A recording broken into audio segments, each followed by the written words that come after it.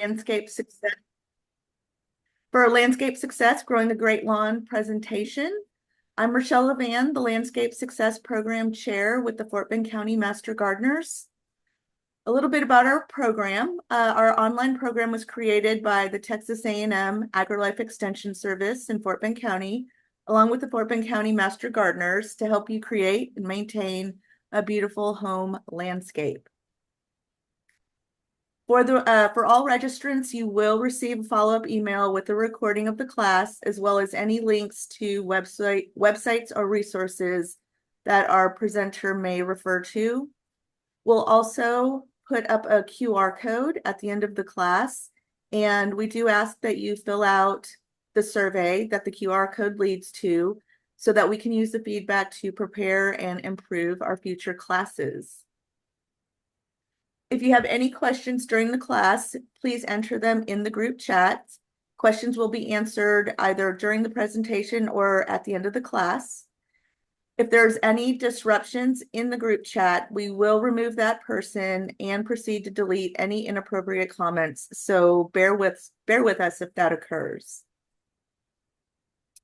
Today, I have the pleasure of welcoming our presenter, Boone Holiday.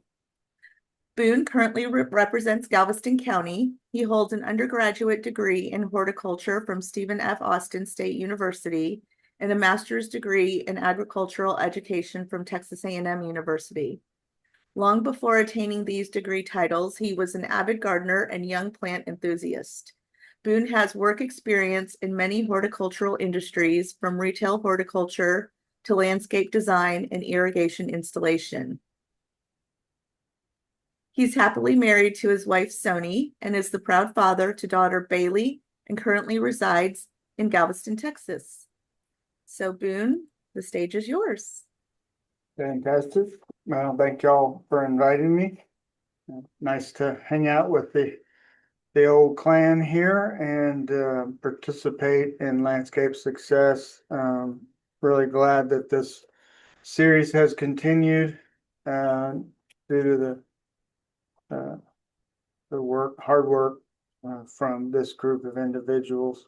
So hats off to y'all for doing a good job. Looks like we got really good registration for the event as well. So great job, Fort Bend Master Gardeners. And here we go. We're going to start off this Landscape Success series with growing great lawns. And we're going to go from A to Z on turf grass, and quite a bit of content. Normally, I'm guilty of going way over on this one time-wise, but I'm going to try to stay on track. Our wranglers will be letting me know if there's pertinent questions that come out that I need to be addressing, so make sure that you send in those questions. We don't address it at that moment, we'll allow some time at the end to go over those questions that were not answered during the presentation. Well, the first thing that we're kind of thinking about this, and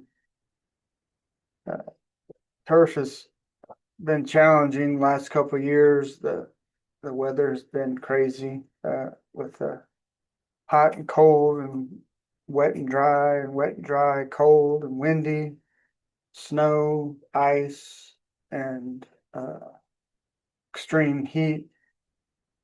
Just a roller coaster of climate extremes, and it's been heck on trees. We've seen a lot of trees down here that are stressed or dying. And it's been heck on turf grass. We've seen a lot of issues with disease and dieback and pests and weed encroachment, and so it's more and more is becoming important that we're doing the right things, that our inputs are correct in our lawns, and that the things that we are doing are helpful. I go back in time looking at a younger version of me in horticulture, and I used to spend a lot of time traveling around the state, and was into heirloom flower bulbs quite a bit. And so I would drag my wife around to small towns in Central and East Texas, and we would find these old abandoned home sites and snoop around and looking for bulbs. But we saw a lot of stuff. You get off the roadside and hike through a bunch of brambles and back to the old house, and the roof is collapsed and the porch is rotten, and there's probably a bunch of raccoons living underneath it. And some things were typical with that. And you start looking around, and the house is falling apart. No signs of human inhabit inhabitants in that for probably 60 years.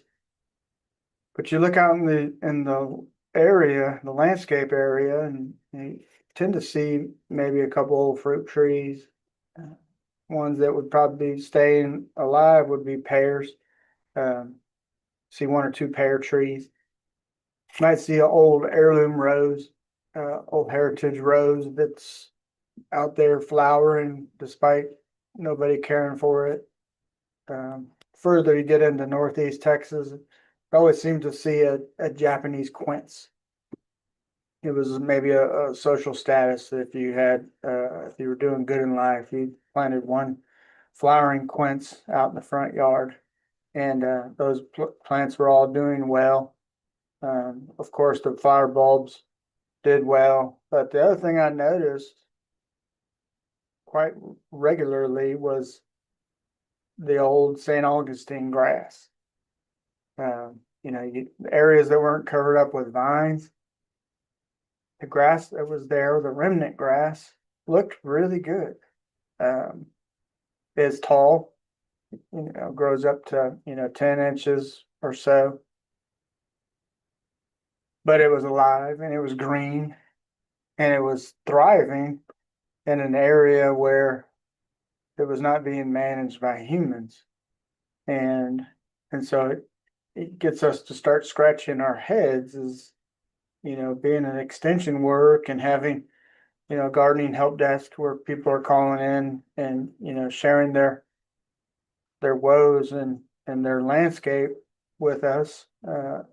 Lawn questions are right there at the top. Trees, what's wrong with my tree or what's wrong with my grass are really our most common ones. And you start digging into it and we ask questions, trying to get to the bottom of it. And so I think we connect these two things together, and that we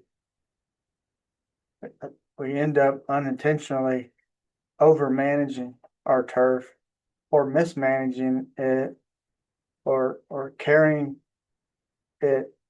for it so much that we're killing it. And so we're going to go through all those considerations and think about how we can do a better job of getting to that spot where it doesn't take so much inputs on our side. That if we can get the turf where it's healthy and it's not stressed, then the issues that we see start going away. And the more and more we can dial that in, we can get to a point where we're not spending as much time, energy, and money. And the outcome is that our lawns look a lot better. So that's my little spiel there for you. I thought I'd want to share that with you just to help us get started. As I mentioned, I'm the extension horticulturist here in Galveston County. Was previously the extension horticulturist there in Fort Bend County for 12 years. Had a great time, some great people there. All right, let's get started. So the first thing I want to show you here is our St. Augustine home lawn maintenance calendar.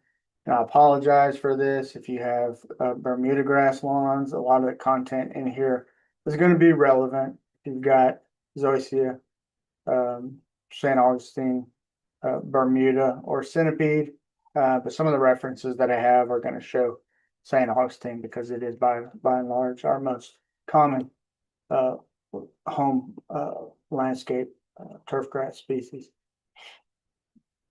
This right here is worth a whole lot for me, and I would advise you to print a copy of this.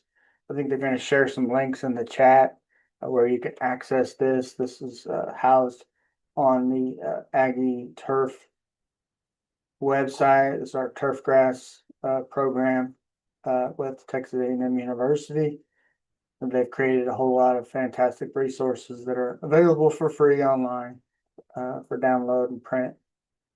So this one's just real simple, but it covers really everything. I could almost just talk through this for the whole presentation and feel satisfied that I covered everything. But some of the main things to think about with this, if we look up towards the top, we have that green grass, the leaf blades. It says shoot growth, and this shows you basically the time of year where this grass is actively growing. This is a warm season, a southern warm season turf grass species, which means it is most active in the heat of the summer.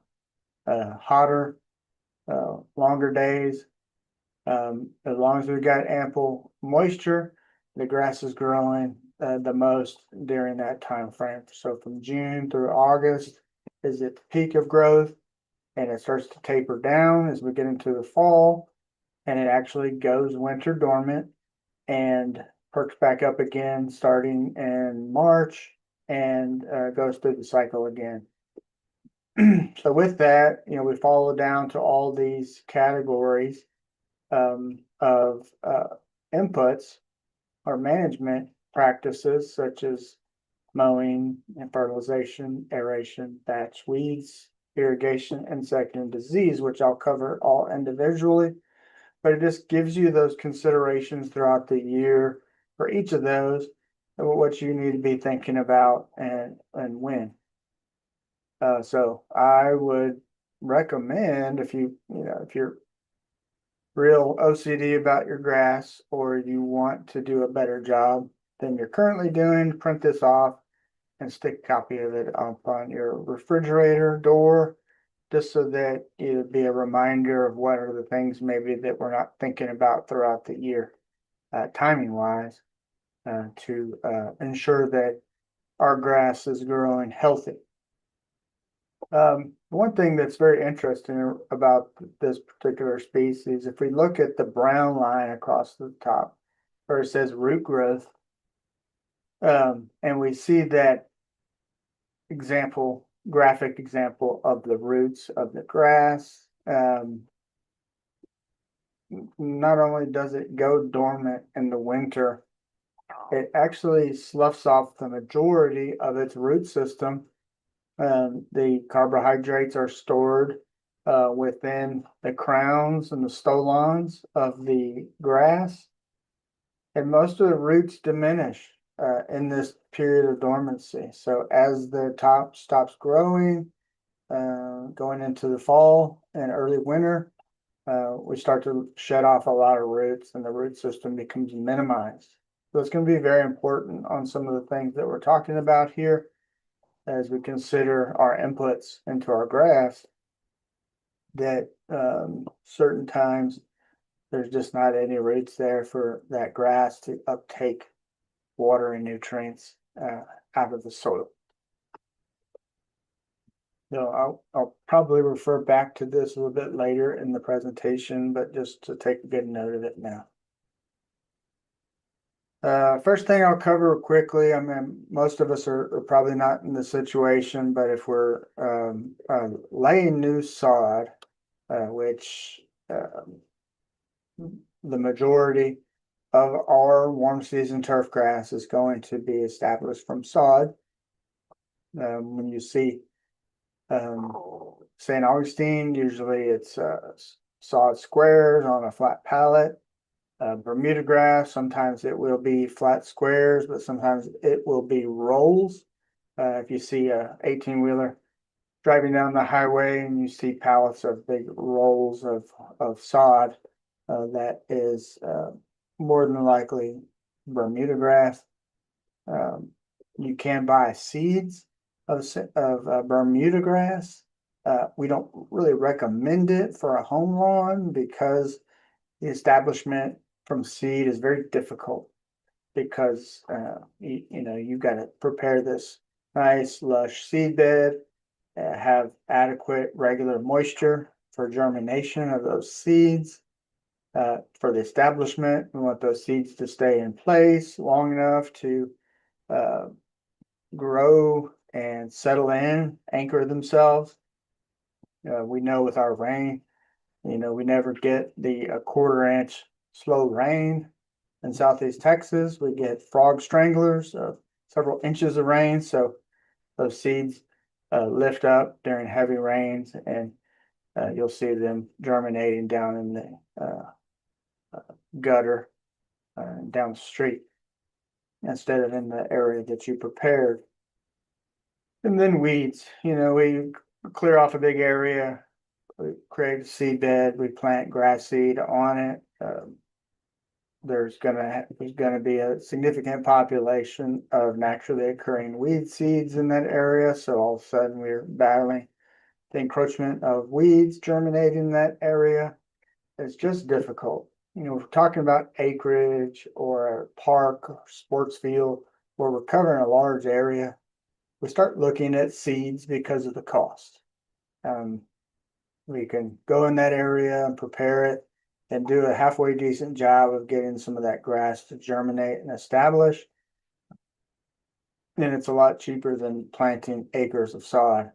But for a home lawn situation, it's economical to purchase sod, and it really starts you off on the right foot compared to planting from seed. So we have areas whether your lawn was damaged by chinch bugs or take all root decline, or maybe you had an old tree there that shaded the grass out, and you have to replace it. This is the way to go. We want to plant sod. So the timing of that, I think in that chart on the last slide, the first section there is establishment, talks about the timing. Really during the warm season, we don't want to put sod down in the winter. We want to put that down early in the growing season. And the best time of year is going to be probably April to May. And then another little window and maybe September, early October are going to be your prime times for planting sod. If you plant it in the heat of the summer in the middle, doesn't have any roots on it, it's going to really suffer. It's going to be hard to establish. Plant it during the cool season, it's just not growing because it's a warm season grass. And so you end up with something that just sits there for a long time. So as we see here in the picture, we're adding some soil, some topsoil onto this. If you've got a heavy gumbo clay soil, it's going to be difficult to get that turf established. So you may want to bring in some loam or sandy loam soil to give the roots of that sod something that's a little looser that they can take off and grow into quicker and help that turf get established faster. If you've got a site that historically has not had much organic matter in it, the addition of compost is probably a good idea. Just a thin layer of maybe ½ inch of compost, and then try to cultivate that into the top several inches of the soil profile, and that will further help that turf establish in the area. So soil preparation, we want it loose and friable. So we need to do some work. So you're going to amend the soil, change the texture if necessary by adding loam or sandy loam to the surface, adding organic matter in the form of compost, and then find some way to try to cultivate that in. This rear tying tiller here in the picture is a good example how we would do that to try to incorporate that into the profile evenly. so that that grass will grow right into it when the time is right. So with sod, very important that we get fresh sod. So if you're purchasing sod from a broker, make sure that that is coming on a fresh order from the turf farm. If you're just doing a small area of it, just patching in the area, inspect that grass thoroughly. If you're going to your local garden center or box store that typically carries sod, go early and ask them, when their typical day of the week is going to be their sod delivery, and get there as close to that as possible, because the longer that that pallet of sod sits there, the quality of it diminishes very fast, especially when we get into the heat of the summer. That basically cooks. You'll see you start pulling the pieces off of that, and it's going to be brown and mildewed, and it's just not going to be good for you. So let's start with this where you got good, healthy green sod. Hadn't been on that pallet for very long, and get it out before it starts falling apart on you. Uh, our Fort Benders are going to recognize some of these pictures here. This is how we want to lay the sod. We've prepared that site.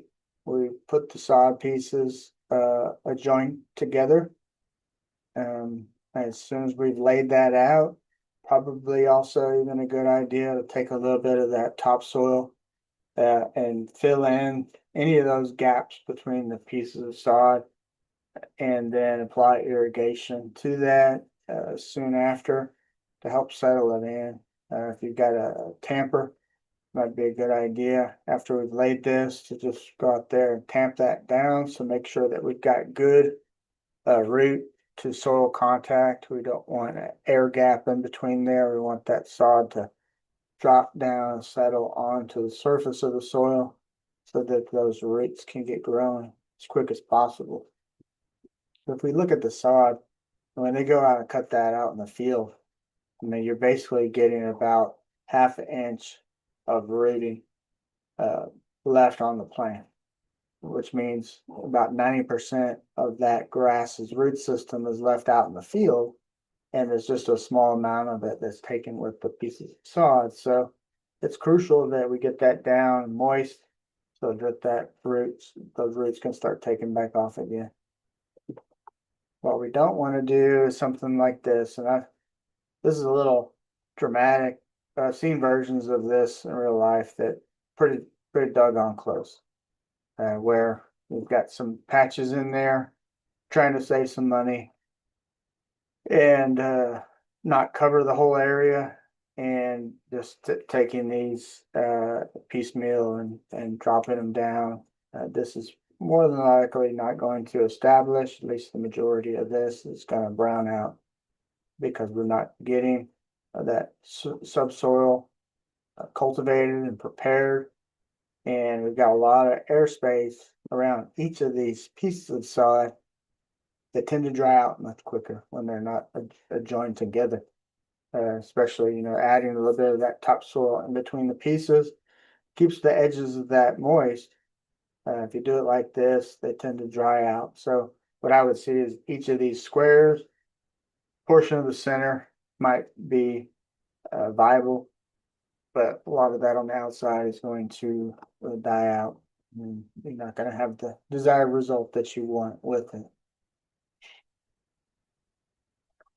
Any do we have any questions on turf establishment from anybody? No questions right now. Cool. Y'all let me know if something, or if I need to take a little bit more time on anything. Oh, I'm sorry. Okay. There is one, your head is in a little bit on the slide, so we can't read all the information. Perfect. There you go. Excellent. Thank you. All right. Yeah, we're experimenting here with this format, so we're trying to make it work. So appreciate that edit. Okay, and I'm sorry, there is one question. Sorry. Should you water the soil before you place down the sod? Mm, Probably not a bad idea to moisten it instead of it being powder dry. If it's really dry, uh, just for the workability of the site, I would not overdo the water because more than likely there will be some clay mixed in with that topsoil, and it can get messy really quick. And if we overdo it, so if we've cultivated that with a tiller or just even a shovel and a garden rake, and we wet it down saturated, uh, that gets very soupy. And I think what happens if it's too wet, it's muddy, and we'll start laying that sod down. The surface becomes unlevel as we're walking around on it. It'll squish down too far. So probably just a little bit of light watering, just so that that surface is not powder dry. Once we've laid everything down, we've packed it down, then a good regular watering, not overdoing it, but just keeping that sod profile moist is going to percolate down through that and moisten the subsoil, but just don't overdo it. I would say if we're putting sod down in April, the first 2 weeks are going to be critical to your watering, but we do that in small amounts. So we're keeping the sod moist and we're keeping the subsoil moist, but we're not overdoing it where the soil is completely saturated and void of oxygen. We want those roots to grow down into it. If it's too wet, they're just not going to grow into it. One last question, Boone, before we move Mhm. on. Yep. The sod being compacted on the soil, would it be prudent to loosen up the sod underneath?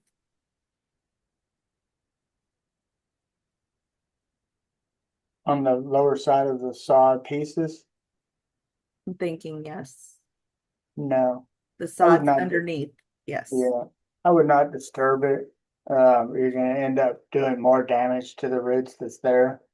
I would just leave it in place and it'll grow out of it very quick. Grass wants to put some roots back on it, but if we start breaking that apart, we're damaging whatever roots are on there even further. So probably not a good idea. Thank you. All right, so we'll get into fertilization. This is very important, and I think this is beyond watering. This is the other thing that the majority of people think about, but maybe we don't think about it correctly. We do understand the fact that lawns need food, and we apply that in mineral form through fertilizer. Um, if you didn't use a granular type fertilizer, we'd look at organic amendments through different forms of compost and other natural amendments. Becomes difficult to dial in the balance of those minerals in the soil doing that. It is possible, and especially if we think about just the natural cycle of decomposition. Those minerals are constantly being recycled on the surface and the loam area of the surface, and that happens naturally. But when we take a lawn situation in a typical home landscape, we take away those inputs, and those inputs naturally would be leaves, tree branches, animals, decaying, animal feces decaying. Um, and so all that organic carbon source that would have naturally occurred on a prairie type situation, we've taken all that off. And so now that landscape depends on us to artificially apply those minerals in some form or fashion to keep the balance of nutrients viable there in that surface of soil. So we tend to apply that through fertilization. A lot of needs of minerals. They're basically 16 minerals, which are crucial to plant growth and development. We can go further than that as far as your micronutrients. But all those are needed for different plant processes, and they're needed in different amounts that will impact that plant if we apply it in the correct amount, but not to overdo it, because overdoing any of these minerals can cause equally damaging impacts in the result. You want the grass to look better, and if you apply the right amount, we can do that. If we overdo it, we can actually cause it to look worse. Going back to that chart, looking at frost dates, applying your fertilizer the right time of year. I think the marketing and media strives to sell you a couple extra bags of fertilizer throughout the year. We probably don't want to put your first application of fertilizer until about the 1st of April. And I think I see a lot of people putting it out in late February or 1st of March, and it's just too early. One, frost. And if we end up getting a late season frost, we put the fertilizer and start encouraging that turf to grow. And then we have a blast of cold weather. We've done a significant amount of damage to that grass, that new tender green growth. Put the cold on top of that, it damages that leaf tissue, and the grass now has to spend quite a amount of energy in recovery. And so we've wasted that process by putting it out too early. Same thing on the backside in the fall. We'll look at that here on the calendar. To make sure that we're finishing our fertilization way ahead of it starting to cool off. Avoiding too much nitrogen. Plants need a lot of it, but we can easily over apply it if we're not dialing that in correctly through a soil sample. And if you're looking at green color, start looking, if you haven't, on fertilizers that are iron based. Iron does a very good job of giving us green color within the foliage of the grass without encouraging a lot of new growth. We apply a lot of nitrogen, that encourages more growth, and then we're out there mowing the grass more often, and so we create this vicious cycle there. So if you're just looking for green up, look for an iron product.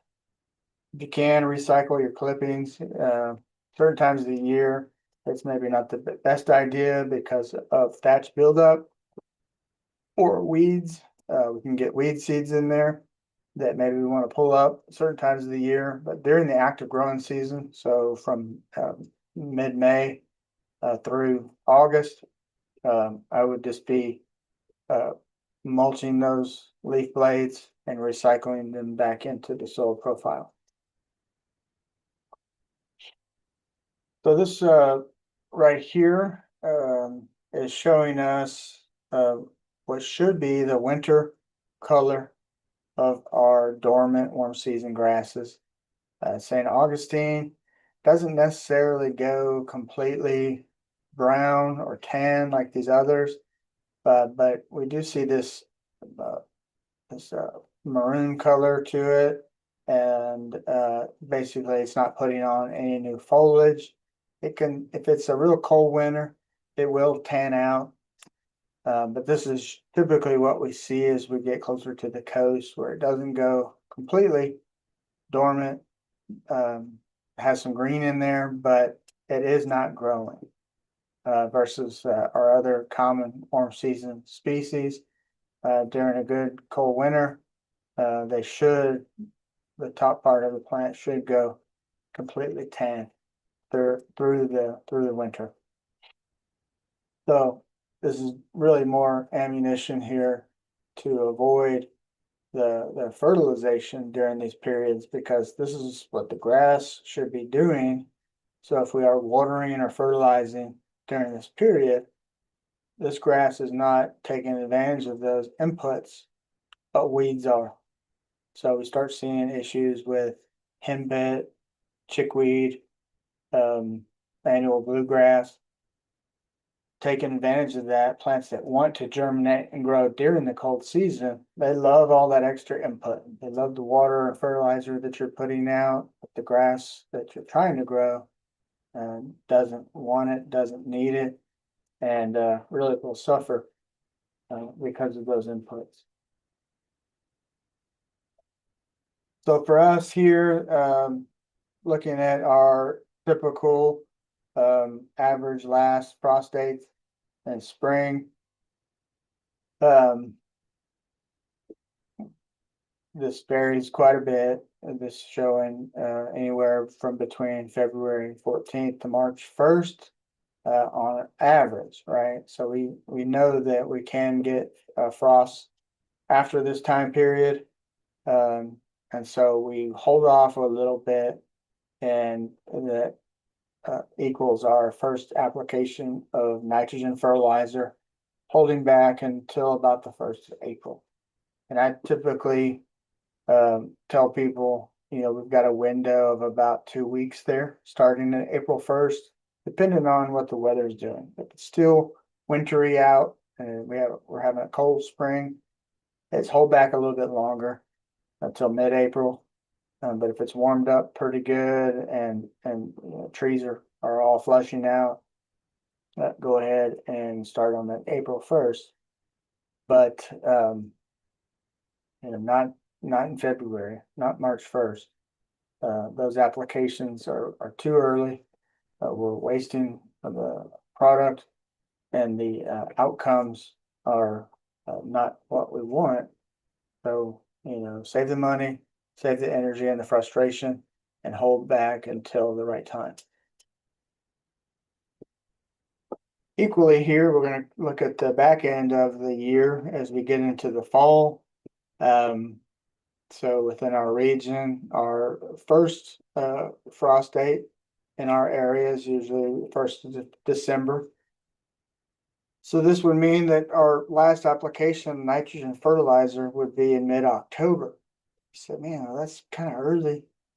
It's still pretty warm then. Well, we want the plants to use up that excess nitrogen before we get to that time. So we want that plant to finish up utilizing that fertilizer and start to kind of slow down.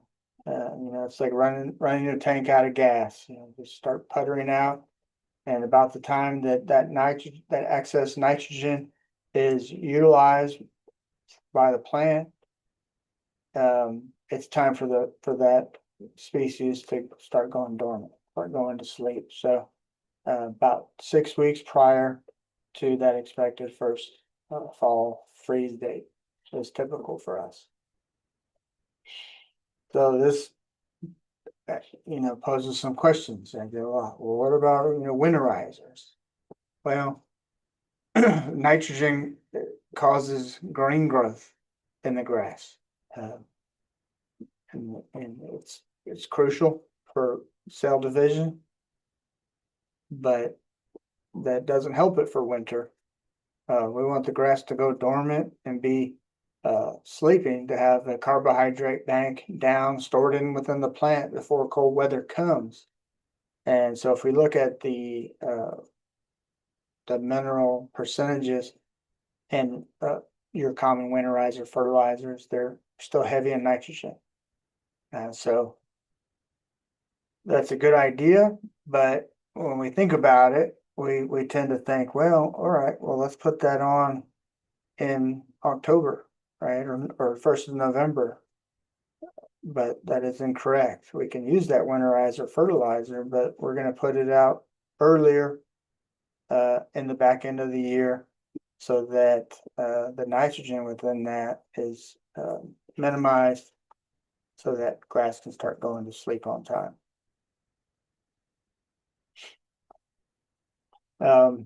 This right here is a loaded diagram, but this talks about the nutrient availability in the soil in correlation to the pH. pH, or the power of the hydrogen molecule of the soil, dictates whether the soil is considered acidic or basic or alkaline. And we want the soil pH to be close to neutral, between 6.5 and 7. So pH is on a scale of 0 to 14, where 7 being neutral in the center. Majority of plants and turf grass included like that pH pretty balanced between 6.5 and 7. And the reason why is this chart, and this shows the availability of nutrients in the soil profile with a swing of your pH. So as you go lower, so if we look to the left, we see that pH to 4, then we start limiting the availability of those nutrients. They might be in the soil, but they're not available because they're bound up by that hydrogen molecule in the soil. The same thing on the other side. We get up to that 12 on that far right side. We see the majority of those minerals, the availability becomes diminished as we get more alkaline. So all this is to say that we need to track the pH, and that can be checked through your soil analysis to make sure that we're in that sweet spot. And there's some ways that we can adjust or buffer that pH up and down a little bit, try to keep it in that sweet spot, so that our nutrients that we do have are available for the plant to use. So this takes us into soil analysis. This form here, if our wranglers will add this, the link to this to the chat. This is a document. It's a 4-page document that's available on our soil and water testing laboratory website, which is just soiltesting.tamu.edu. And this in the publication section, you'll find this, and it's goes from A to Z on how to conduct a soil sample in your yard. So we take that, package it, and send it up to College Station to our soil and water testing lab to get some feedback on how your soil is. There's lots of different variations. If we go onto the website, you can start with what's just called a routine analysis, which is just going to check your pH and your macronutrients, your 6 major nutrients of plant growth. But you can add in there your micronutrients. These are the minerals that plants need in smaller amounts. You can check your soil texture. You can check the amount of organic matter content in the soil, so on and so on. You pay more, the more things you check off. But I would suggest just starting, if you haven't done this, start with the routine analysis. It's like $15 plus the shipping, and you're going to get a lot of good information that's going to steer you in the right direction as far as how you're going to respond with fertilizer applications. So you take your soil sample, package it up, send it to the lab, they analyze it, and then they're going to email you back a document that has this chart on. And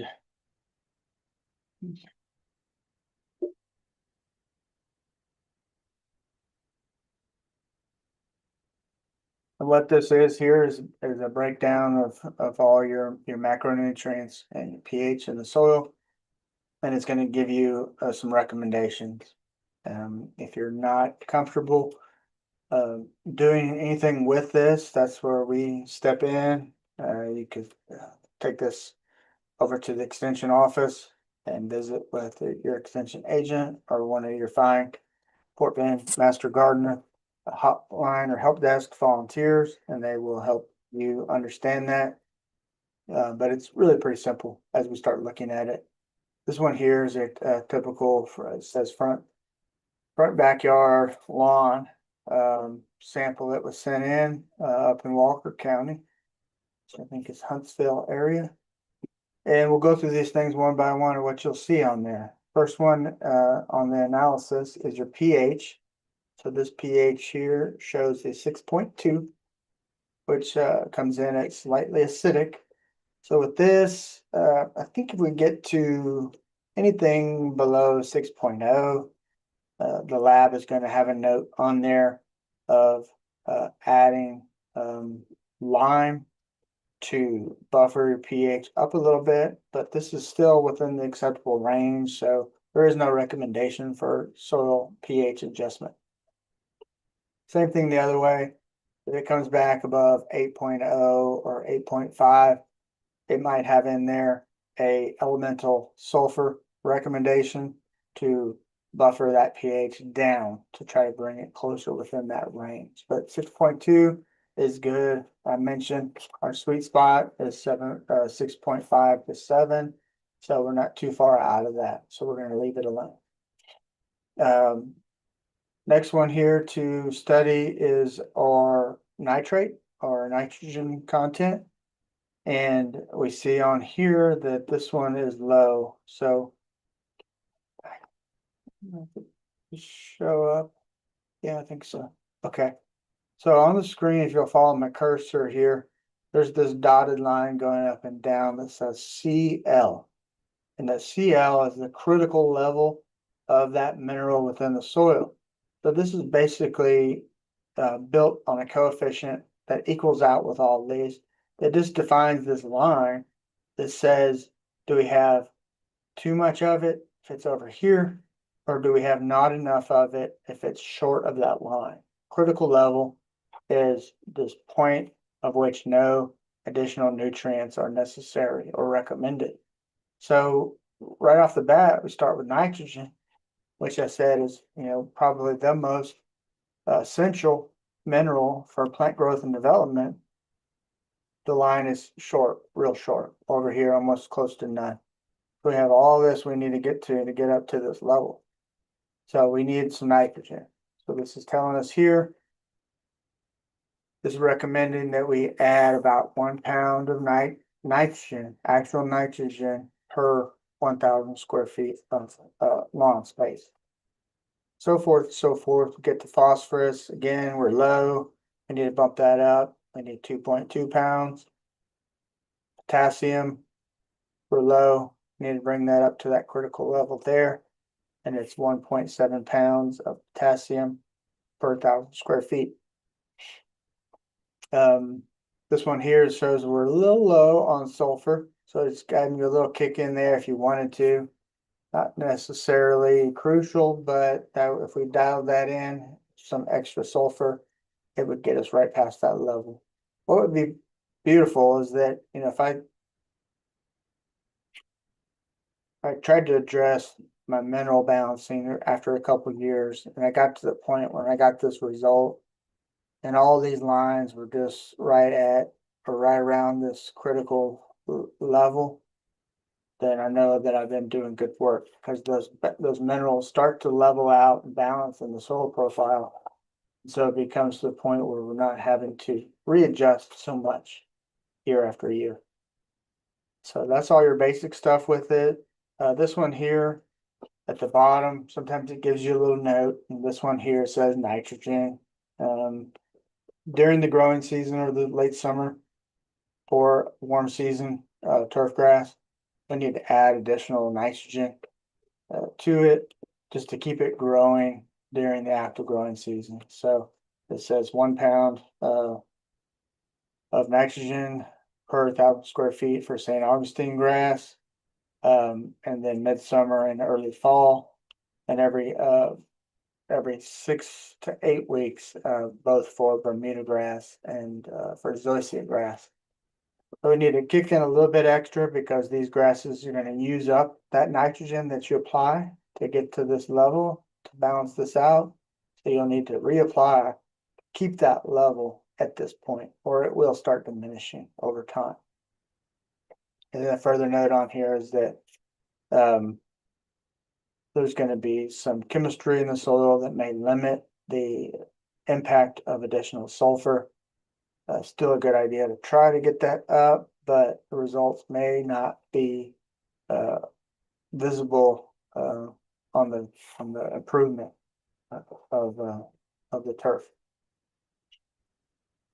So again, like I said, we're pretty good at analyzing this and going through it with people. And I know you've got a fine crew of folks there in Fort Bend that can help you with it. First thing is for the same website where this is located. They have this cool calculator. And you know, if you have issues sleeping at night, you can get on here and fiddle around with some different fertilizer calculations. But this one here is, I believe on the form, the calculator is a urban fertilizer management calculator with commonly available fertilizers. It says that specifically on the calculator. So we can start to play around with this to see if we can find some fertilizers that work. And so we'll go through this. I did this snapshot here based off of that result from the last slide. So we'll see we have the needs of 0.9 pounds of nitrogen, 2.2 pounds of phosphorus, and 1.7 pounds of potassium. So I add those values here in these red boxes. And then it's gonna give me this recommended fertilizer ratio, which is kind of a 1-to-1 close. So when I click on this, I'll go down that list of fertilizers until I find a fertilizer that has that same rate on it, a ratio of 1-to-1. So this fertilizer here, 12, 24, 12. Right here, I took a picture of it. You can go down to your local Ace Hardware. They got this fertilizer, nitrophos fertilizer, 12, 24, 12. You can go to Southwest Fertilizer down Bel Air. They've got this fertilizer. So start with this. This gets us pretty close. We apply that, tells us if we use this 12, 24, 12 fertilizer, we need to apply 7.5 pounds of it per 1,000 square feet. So assuming that your front and backyard are collectively 1,000 square feet, you're only putting out 8 pounds of fertilizer. So we put this out, and what it tells us at the end is that it did a pretty good job, but we still have a deficiency in the potassium. So potash is still needed at a rate of 0.8 pounds per 1,000 square feet. So we can go back and do it again and putting this 0.08 up in here, and then do this, which is a common available potash. You can buy this as well at the same locations that I mentioned. This is 0060, which is just potassium. You put that in here, commonly available fertilizer, 0060, and it's going to spit out that you need about 1.7 pounds of that. So collectively, with both of these fertilizers mixed together, we're only putting out less than 10 pounds of fertilizer.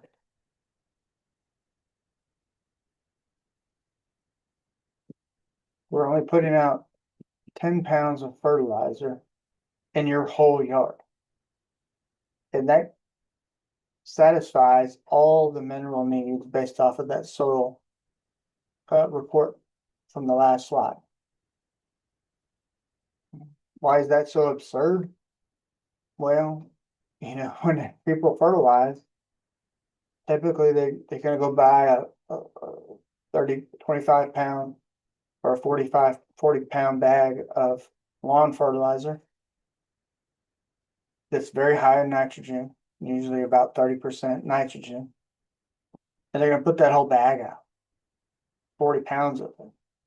Well, not only have we applied too much fertilizer in general, but we put out about 10 times as much nitrogen as this says that we need. So plant's going to try to use that up. It's going to grow too fast, but a lot of it's not going to be used by the grass. And during irrigation and rainfall, that excess nitrogen is going to become mobile in the soil, and it's going to leach off. It's going to leach down into our subsoil. It's going to leach off into our streets and drainage, into our creeks.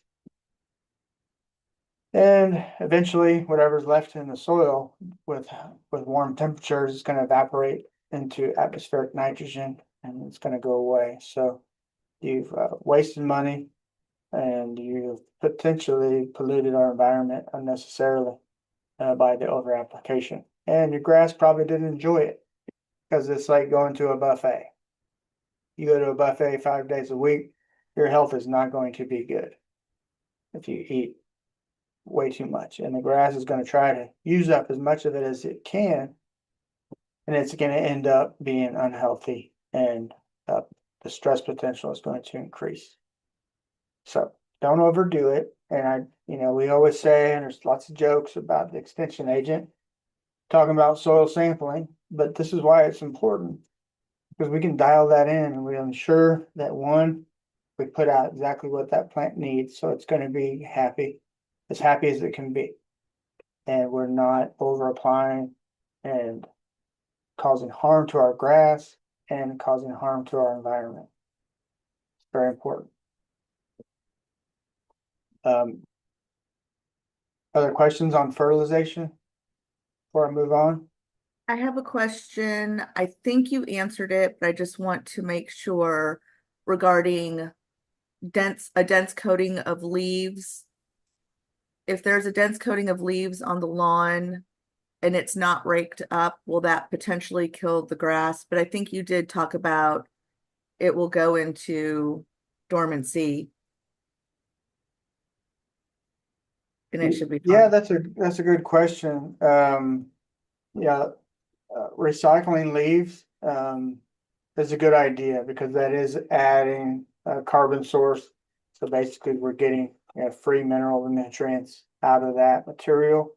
You can't overdo it to where it becomes basically just like thatch in a subsoil down into the canopy. If we get too much leaf litter, we can end up maybe causing some disease where we've got some stagnancy. Maybe it's holding too much moisture too long in that surface profile.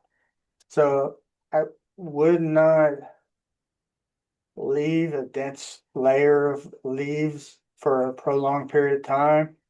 At minimum, just set your mower on recycle. Set the blade up high as you can, the mowing height. Basically, just to chop that up and get it to start to break down.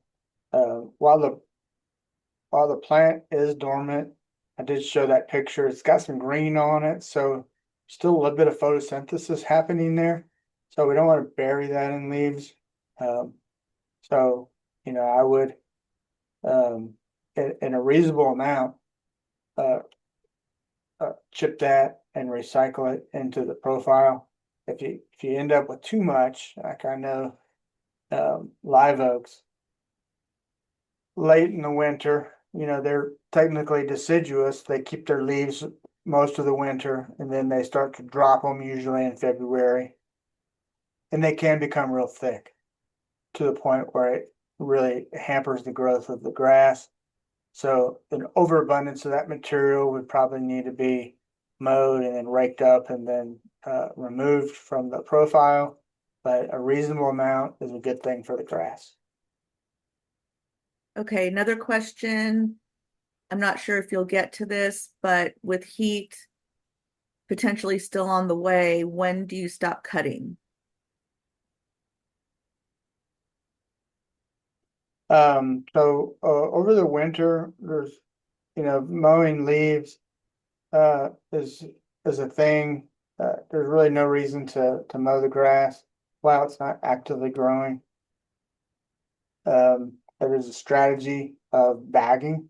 clippings, particularly if we have winter weeds in the area that we've got seeds that we don't want to redisperse into the lawn environment, so they'll germinate. So there's other reasons to maybe mow over the cool season in the winter months, but it's not for the grass. There's really no reason that we would want to do damage to the foliage of the grass during that time period. But the reason that we're doing it, and again, you raise the height up as high as you can. So we're cutting the weed seeds off and discarding them through the bagger. We're chopping up any too thick layer of a leaf layer on the surface, but we're not really doing that to try to keep the grass cut down lower. Doing it for other reasons. Okay, and last question before we move on. There was slight confusion about the beginning slides on adding iron as opposed to nitrogen. So on the topic of nitrogen, where is iron prescribed for the lawn? So if you see most iron-based minerals, they're going to be in a liquid form. And so this is a different strategy. So basically, what I mentioned there is what nitrogen is doing. It's encouraging new cell division and new foliage development. So it's creating abundant upright growth. And then with that growth, that you'll get that green flush color from the new development. Plants that are deficient in iron will have a yellow color to them. We call it interveinal chlorosis, which if we looked at that leaf blade up close, we would see that the midrib and then the veins going up and down would be green, but the rest of the leaf blade would have maybe more of a yellow color. And that's because that leaf blade is deficient in iron, and we can correct that with a liquid foliar application of iron during the active growing season to get those existing leaf blades to green up. There's really two different things. One, talking about growth and development of the plant. If we're just looking to increase the green color to it, we can easily correct that with just a liquid foliar application of iron. Okay, are you up for one more quick question? Best method for applying the small amounts of fertilizer recommended from a soil report, 1 to 3 pounds over the entire lawn.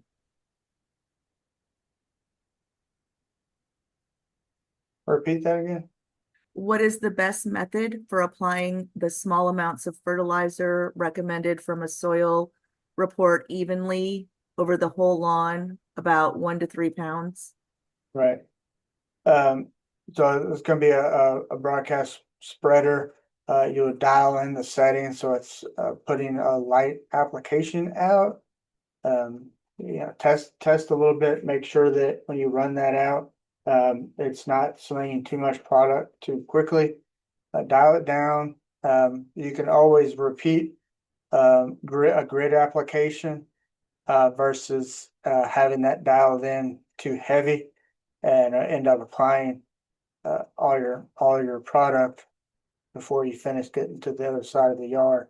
I would prefer to dial it down and then do a cross pattern with a broadcast spreader. So you're going to do strips up and down over the surface and then turn side to side and grid that out that way. That typically ends up that we have the most even distribution of the granular fertilizer across the lawn plane so that we don't end up with stripping. You don't have the green strips in there. Really the best way to do it. And again, when so this concoction of these products here mixed together is going to help balance out the nutrients based off of where we're having current deficiencies. And then, as it mentions here, we'll in that soil report in the summer, we would apply basically an additional nitrogen fertilizer So a product that just has nitrogen alone. The rest of these numbers, the phosphorus, potassium, and any of your micronutrients are not going to change that much because they're not used up in a big abundance in the soil by the plants, but nitrogen sure is. So when we get into that additional warm season application during midsummer, you're looking at just basically a straight nitrogen. The most commonly that's found in a ammonium sulfate fertilizer, which is a rate of 21.0-0. And putting that out at that 1 pound per 1,000 square foot rate to keep the grass growing through the summer. That's different from this because this is helping us to balance out everything. But the one thing that's going to change is that nitrogen because it's being used up regularly by the plants. Thank you. And we're at 25 minutes left. Cool. All right. So another cool process here is aerification. If you have the capabilities of doing this every couple of years, I think it's a great idea. So what this really shows here is are different examples of a subsoil profile, where the picture on the left is your ideal situation where we have the root growth going down and spread equally across the subsoil, maximizing the capabilities of this plant to absorb water, nutrients, oxygen from the soil profile. The second one here, the saturation, is when if we apply too much water, if we have a spot that doesn't drain well, that we have a very shallow root system on here because there's so much moisture in the soil, there's no oxygen, and the plant roots need oxygen to grow. Thus, they stay close to the surface, and this plant will never be healthy because it doesn't have a very deep root system.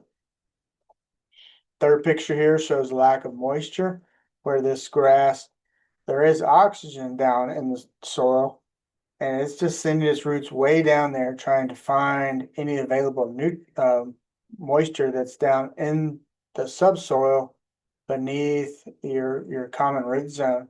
So it's struggling to get down there to where the water is, and it's not being able to utilize anything that's closer to the surface. And the fourth picture here shows watering. So, people that go out and, they just take the nozzle from the hose and throw a little bit of water on the surface, and we think we did a good job.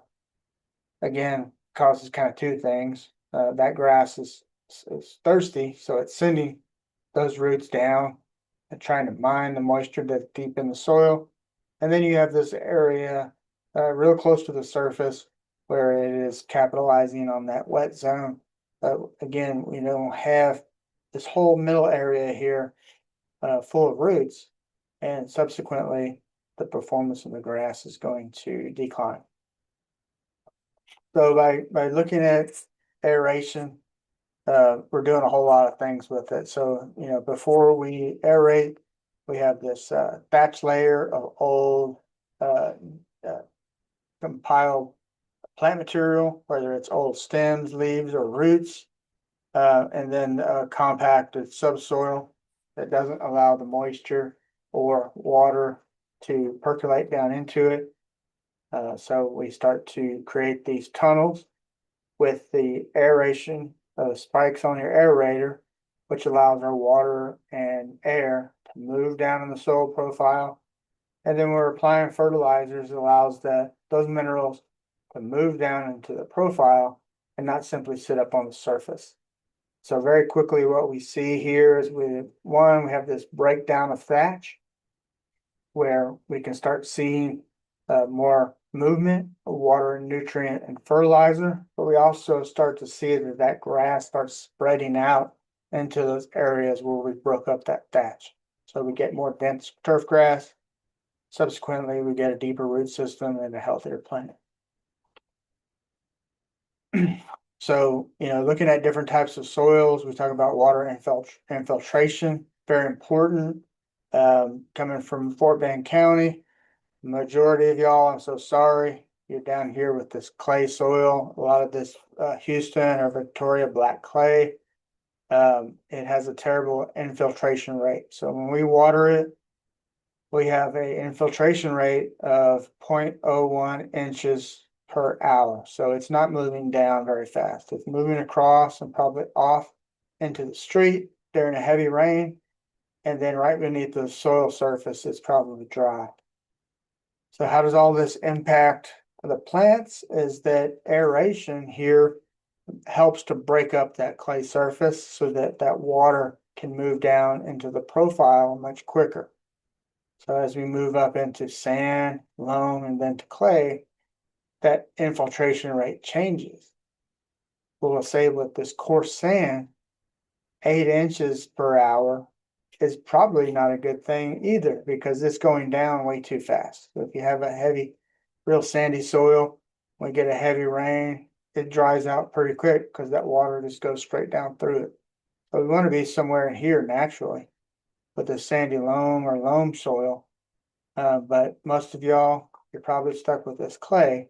So aeration, top dressing with compost, having a good stand of turf, and having organic matter in the soil profile will all help to loosen this clay up so that the water will move through it.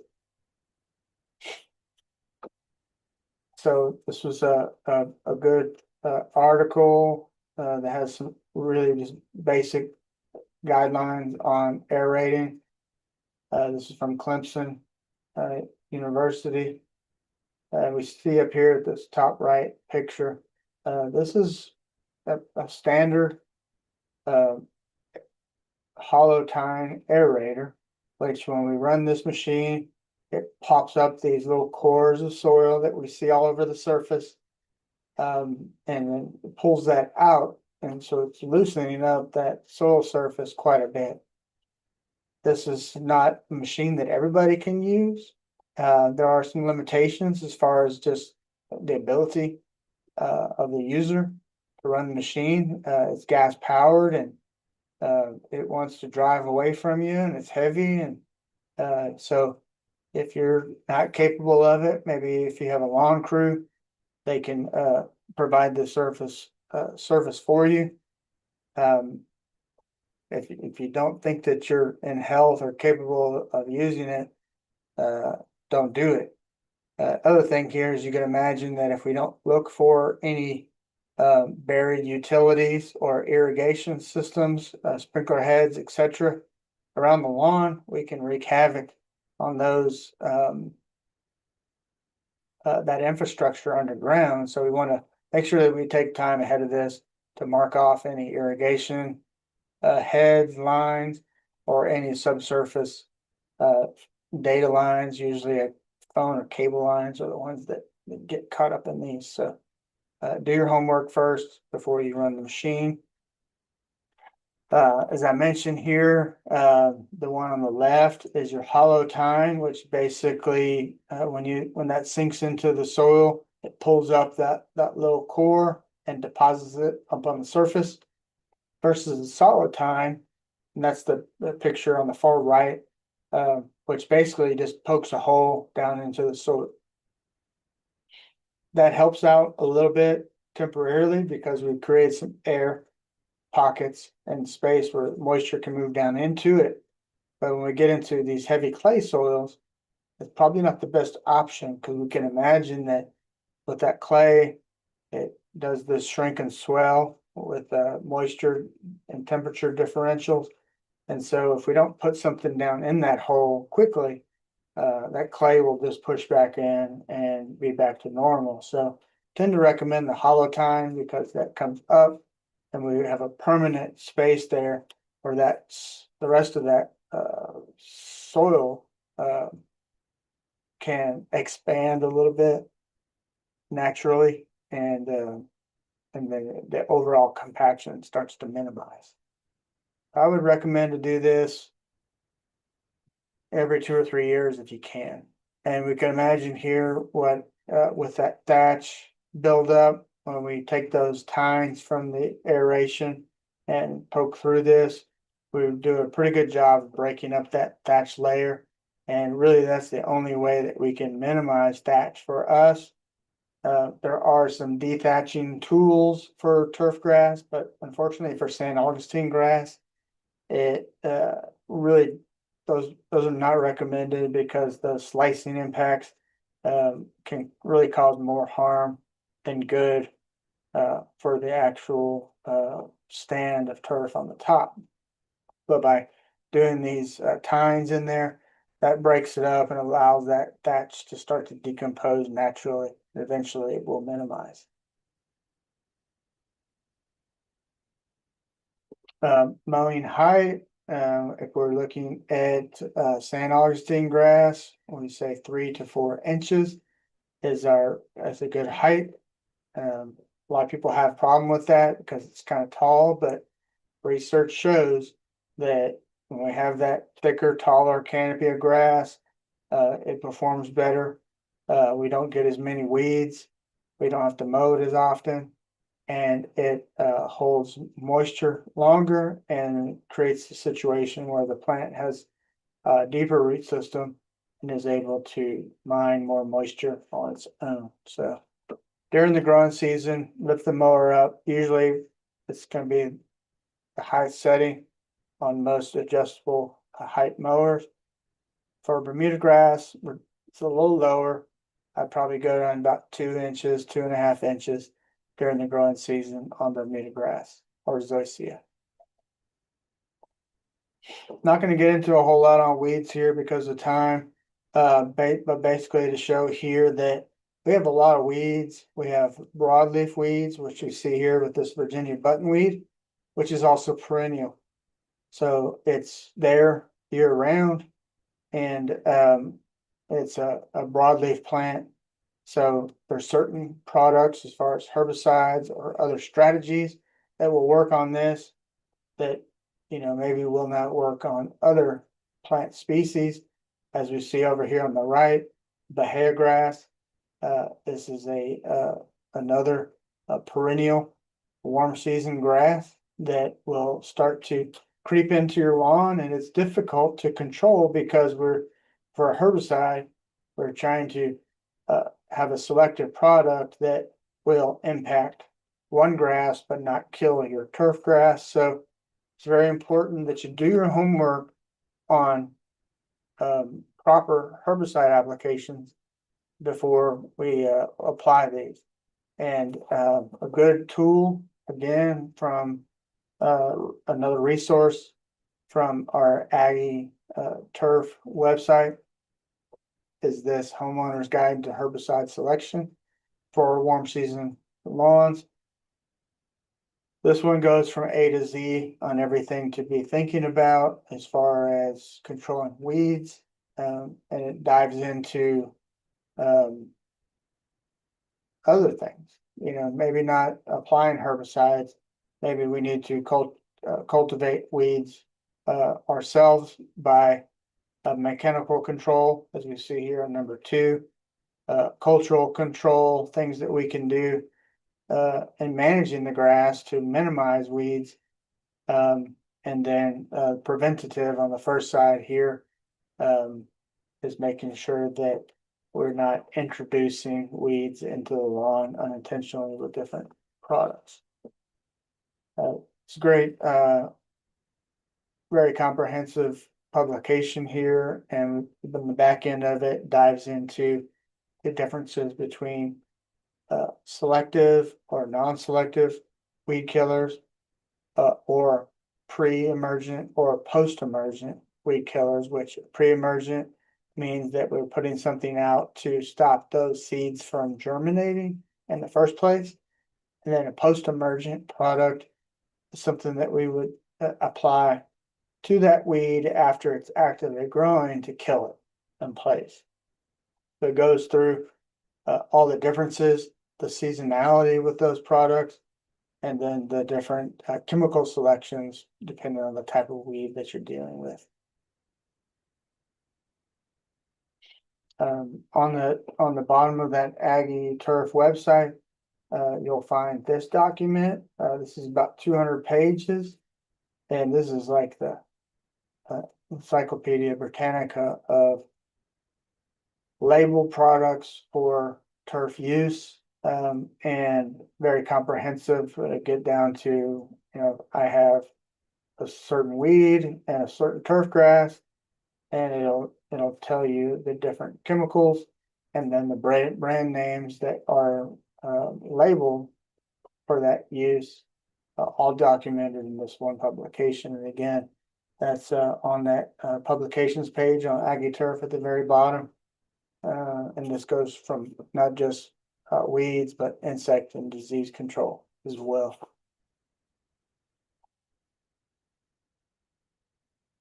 Irrigation, this is one again that we tend to have irrigation systems.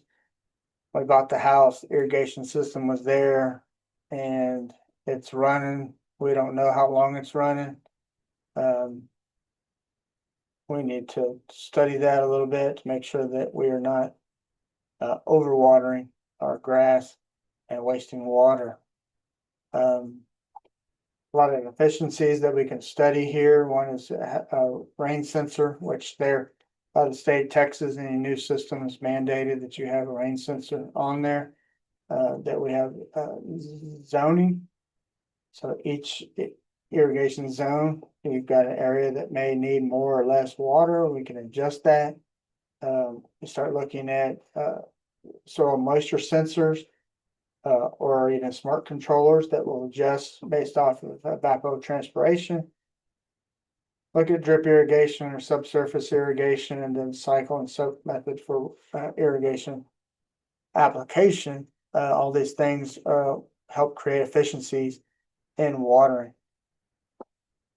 This one right here, I think is pretty cool.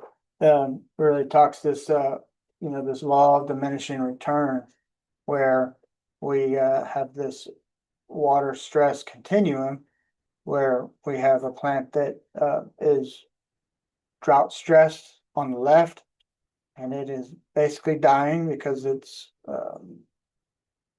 dying of thirst, where it's too dry and too hot. So as we start increasing water availability, that grass quality goes up and up and up to that optimum point. And then we get to this spot where we have this diminishing return, where we have excessive moisture and the quality of the turf starts to diminish because of all the reasons there of growth, rooting, recovering, pest resistance, and stress resistance is everything that we want the plant to exhibit. Everything starts going down and the plant starts suffering. So going kind of further, this was some turf study from our turf program where we planted in these containers and then divvied out moisture in different amounts. So looking at turf quality based off of watering, the ones here on the left, the first one is not enough water. That's 1/10 of an inch per week. The second one there is too much, and that's showing 1 inch per week. And then the last three is 1/4, 1/2, and 3/4. Where, we can, for looking at trying to conserve water, somewhere between this 1/4 inch and 1/2 inch there looks pretty good. The grass is nice and green, it's very dense. So, we get up to 3/4 of an inch. Yes, it's thicker blades, taller growth, a little bit more lush, but we could cut that water amount in half and it still looks pretty good. And then same thing, we go over and above that with the second tub there, we see that grass starts showing some decline because probably the root system is saturated and the roots are dying, and subsequently the foliage starts to die back as well. So make sure that we're not overwatering the yard, and we can really focus on this this deficit irrigation concept where we're applying a little bit less than is typically recommended, and the plant looks well. Right there. So Lots of ways we can do that. I'll zip through this real quick. This is us doing catch can tests to look at precipitation rate. Put these out, we measure each of these containers and the different areas we would average out the amount applied in each of these zones. And that helps us define how much water we need to apply. Some basic calculations here. Your precipitation rate is your depth of water in inches divided by your runtime on your irrigation system. Shows how much water we're putting out. Most systems are going to be about ½ inch of water and out. How do we start dialing in this watering?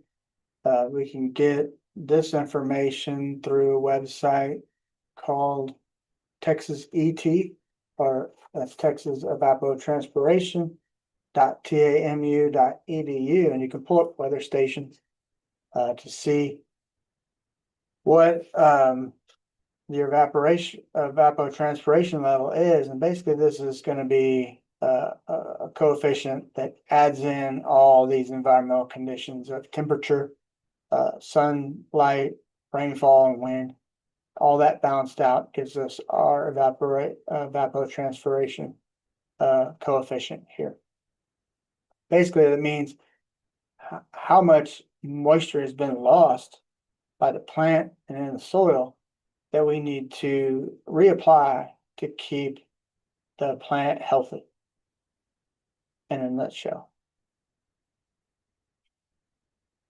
So on that same website, on that Texas ET network, we can pull up some data sets, and then there's a cool, very simple little landscape calculator in there where we can choose a weather station, which this one here is in Dickinson. I think you got a couple there in Fort Bend County. Choose the weather station, choose landscape. It's going to populate this ET that was right here. And we can put in here, well, we got a warm season plant where we want high. So I want this plant to look really good. And then we click that and it tells us how much water is required of that plant or of that lawn. We can put in that precipitation rate, which I said, averages about 0.5, and click this, and it's going to spit out this. It's going to say, I need to run my irrigation system 11 minutes one time a week. 11 minutes one time a week. I'll let that settle in for 1 second compared to what most people apply. And I've gotten into so many arguments with folks about, well, they're watering every day or every other day on their irrigation system, and they swear that's what they need. This right here is very standard time of the year. One irrigation, 1 day, 11 minutes. So, a lot of people's systems are running for 25 minutes, several times a week. One, we're over applying, we're spending money for that water. Everybody's water bills are expensive. And the grass is drowning because we're applying too much water. And all that excess water is running off down into our storm drain, causing environmental issues. So utilizing this tool really helps us understand in a real way that we don't need to be watering as much as we typically do in most situations. This is on that Aggie Turf website. This is just a little checklist about things to be thinking about with your watering. Basically just kind of understand a lot of these basic things that I've discussed to make sure that we're not overwatering and we're not watering when the turf doesn't need to be watered at all. So I would encourage you to find this, download it, and then go through and check off each of these tasks, help you understand how you can start cutting back on water. Real quick, we'll talk about insect and diseases here. We've got a couple here that can give us grief throughout the year. Main thing that's important with these is that we scout the grass regularly. So this top picture here, we see a lawn that's been infested with chinch bugs in the summer. I guarantee you that there was a time early on where there was a little bit of a yellow dead area up close to that sidewalk. That if we would have found that and spent a little bit of time and energy trying to figure out what was going on, then we could have treated for those chinch bugs in a small area there, got them under control without having this big area of decline in the turf by waiting too long. And same thing here at the bottom, we have the mottled yellow area of the lawn was caused by white grubs. The grub here is on the right. This is the larvae of a May or June beetle. And that one's temporary. It eats the roots while it's in the larval stage. As soon as it metamorphosizes and hatches out as an adult, the grass roots grow back and the grass should green back up. But with this top one, with the chinch bugs, unfortunately, a lot of times this will permanently kill large stands of turf grass. So be diligent about scouting your lawn, particularly in the heat of the summer. When it's hot and it's really dry, chinch bugs are crazy and they can do a lot of damage pretty quick if they're not noticed. But equally, if we can catch them early, identify them and treat, we can treat a small area and minimize that population and avoid the substantial amount of damage on the landscape. Again, same thing here with this document. We can scroll back through the section on insect control products, and it'll give a full list of A to Z of all of our common turf pests and an assortment of EPA labeled products for each of those particular pests and lawn situations. So very comprehensive, good way to find everything in one place. On that Aggie Turf website, there's publications on weeds and turf. There's publication on several different common insects and several of the common disease issues, all there in one spot for you to read upon and figure out how to address those. Same thing with insects. We've got a couple seasonal disease issues that can be a problem for us.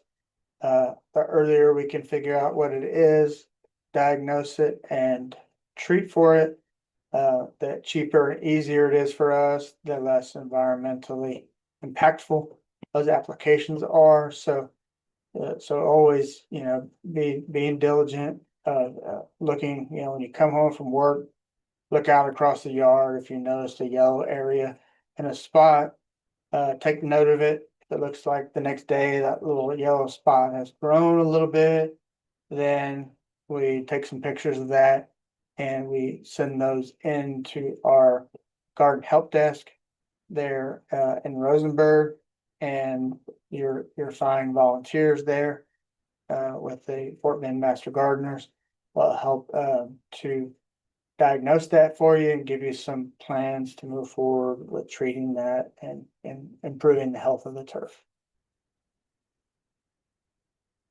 And again, those products that are labeled for each of the common diseases are all listed in this publication there as well. So those things, about 200 pages of every product that's EPA label for turf grass in the state of Texas.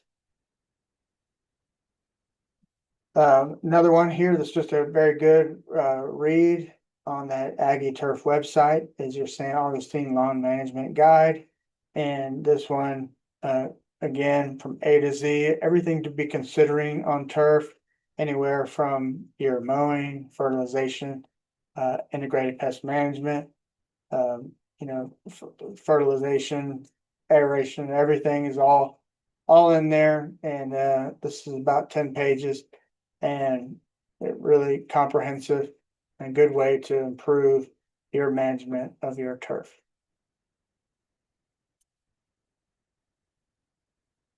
Any questions?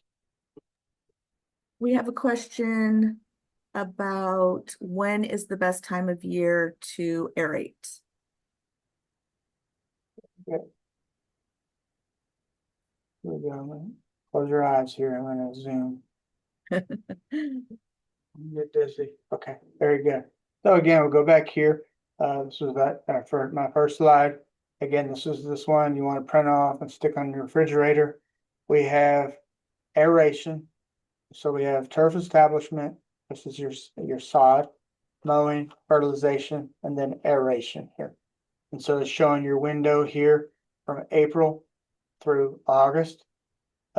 Is going to be the time frame that we want to aerate. Reason for that is that we are doing some damage to the turf in this process. So we want it to reestablish and recorrect as quick as possible. We're creating wounds to the stolons, to the crowns, and to the root system. So, you know, we don't want to do that in the winter where it's dormant and the plant can't heal quickly afterwards. Basically, you know, very similar time frame to our watering. Our irrigation applications is going to be similar to our aeration, as do it while the growth, active growth is occurring. Okay, if we can put up the QR code. Close your eyes here and we'll go from one side to the other, back and forth here. So All right. Boone will be putting up our QR code for our survey. And if you would take a moment to fill that out, we would appreciate it. We do use all the results that we get from the surveys to improve our classes. And Boone, one last question that we'll take for today is any recommendations from big box stores as far as aerators go to poke the holes through the hatch?